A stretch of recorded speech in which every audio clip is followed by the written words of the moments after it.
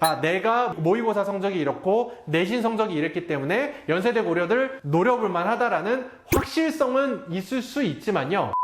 네, 안녕하세요. 스카이 편입의 스카이 강쌤입니다. 오늘 이 시간에는요, 반수 그리고 편입을 준비하시는 여러분들께 제가 직접 모두 경험했던 사람 입장으로서, 제가 직접 매년 합격을 시키고 있는 사람 입장으로서 여러분들께 정보를 조금 드리고자 합니다. 그리고 실제 본 내용에 들어가기 앞서 저에 대해서 조금 더 말씀을 드리면요, 여러분들이 구글에요, 서울대 강승윤을 검색을 하시면 여기 이달의 스타 강승윤 배움지기를 누르시면 실제로 제가 한국자학재단에서 인터뷰를 했던 내용이 구글의 가장 상단에 올라와 있습니다. 저희 인생의 모토로 생각을 하는 게요, 비현실적인 꿈을 설정하고 현실적인 계획으로 실천하라. 저도요, 서울대 편입을 먼저 목표를 설정을 할 때요, 당연히 조금 현실적이지 않았어요. 근데요, 저는 꼭 이걸 했어야 됐고요, 이거를 제가 도전하고 제가 이거를 한번 시도해보지 않고 죽는다면 인생의 후회를 좀 남길 것 같아서 어떻게 보면 비현실적인 목표를 좀 설정을 했었죠. 그리고 현실적인 계획, 나에게 주어진 8개월, 나에게 주어진 7개월을 어떻게 스케줄을 짜고 어떻게 전략적으로 내가 준비해서 합격을 해야 될지, 저는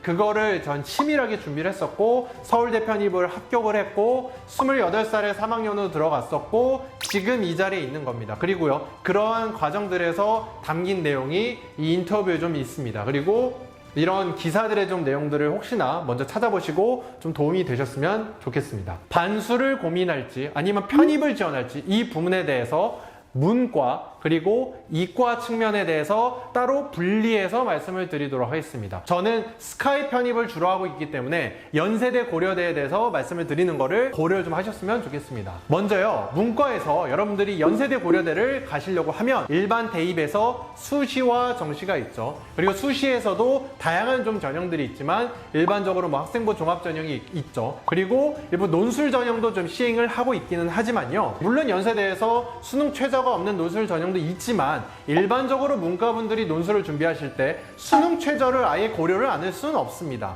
그리고 정시는 당연히 수능에 따라서 그런 연세대 고려대를 갈 수가 있죠. 즉, 수능 성적이 뒷받침되지 않는다라고 하면 연세대 고려대를 함부로 수시든 정시든 노리기가 쉽지 않다라는 점은 여러분들께서 동의를 하실 거고요. 그 수능에서 좀 준비를 하실 때는 당연히 국영수 그리고 사탐 과목들이 있을 겁니다. 이런 다양한 옵션에 대해서 챙길 것들이 많기 때문에 한두 과목 혹은 그 이상의 과목들이 삐끗나게 되면 연세대 고려대를 실질적으로 노리는 건 쉽진 않아요. 하지만요, 편입은 조금 다릅니다. 편입 같은 경우 연세대 고려대에 있어서 여러분들이 실질적으로 신경을 쓰셔야 되는 거는요, 딱 두 가지예요. 심지어 공인어학 성적은요, 일단은 지원 자격 점수로 되어 있기 때문에요, 그 점수를 마련하기는 쉽지는 않고요, 나머지 고려해야 될 요소는 논술만 있습니다. 이 일반 반수를 고려하실 때 여러 가지 수시, 정시에 있어서 여러 과목들을 좀 고려해야 되는 거에 비해서는 편입에 있어서는 고려해야 될 요소가 매우 적다라는 점은 여러분들께서도 좀 고려를 하실 겁니다. 이렇게 고려할 요소가 적고 편리한 거는 맞는데, 무조건 그러면 연대 일반 편입, 무조건 고려대 일반 편입이 일반 수시 정시보다 더 유리하느냐, 그렇게 얘기할 수는 없습니다. 반수 그냥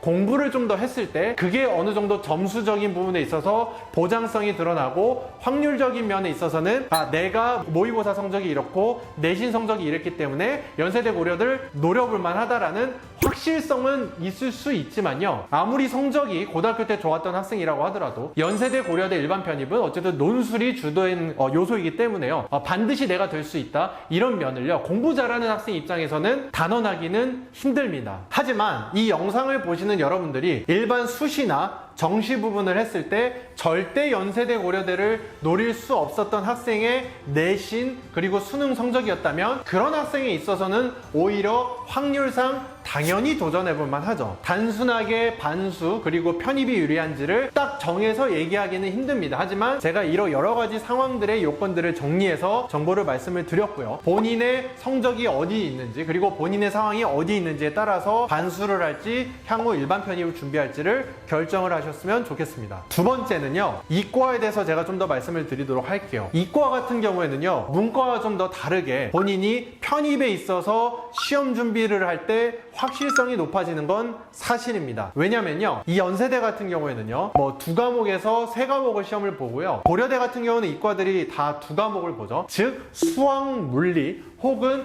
물리, 화학 혹은 생물, 그 다음에 화학 이렇게 좀 과목들이 좀 있어요. 본인이 실질적으로 그런 편입 전공 공부를 할 때 내가 모의고사들을 좀 보면서 몇 점인지 알 수 있고 그런 합격 커트라인에 의해서 내가 실질적으로 일반 편입에서도 합격할 수 있는지는 좀 명료하게 본인이 어느 정도 점수를 알 수 있습니다. 반수 준비하시는 분들 중에서 이과 분들은요, 이런 국어 성적 하나가 정말 안 나오는 사람들이 좀 있을 수 있고요, 영어 성적 하나가 정말 안 나오는 사람이 있을 수도 있어요. 이런 케이스는 연세대나 고려대를 뭐 수시나 정시에 있어서 반드시 내가 1년 더 한다고 해서 무조건적으로 엄청나게 보장이 되기는 쉽지는 않습니다. 편입에 있어서는요, 이과는 전공 과목들을 공부를 하면 어느 정도 성적이 나오면 갈 수 있다는 점에 대해서는 가능성을 좀 높게 점쳐볼 수 있다는 점, 공인어학 성적을 어느 정도 넘은 상태에서 다른 이제 대외적인 요소들에 대해서 좀 더 준비를 하면 제 생각에는 이과가 그런 편입을 준비하는 거에 있어서는 어느 정도 좀 가능성을 논할 수 있지 않을까라는 점에 대해서 여러분들께 정보를 전해드립니다. 네, 그래서 오늘 이 시간에는요, 반수와 편입을 고민하시는 여러분들께 저의 이런 경험들 그리고 단연간의 합격생들의 점수를 통해서 좀 말씀을 드렸고요. 문과, 이과 상황에 따라서 그것도 다르다는 점, 그리고 고등학교 때 지금 현재 여러분들의 내신 그리고 수능 성적에 따라서 결정해야 될 부분도 다르다는 점을 여러분들이 다양하게 고려하셔서 결정하셨으면 좋겠습니다. 지금까지 스카이 편입의 스카이 강쌤이었습니다. 감사합니다.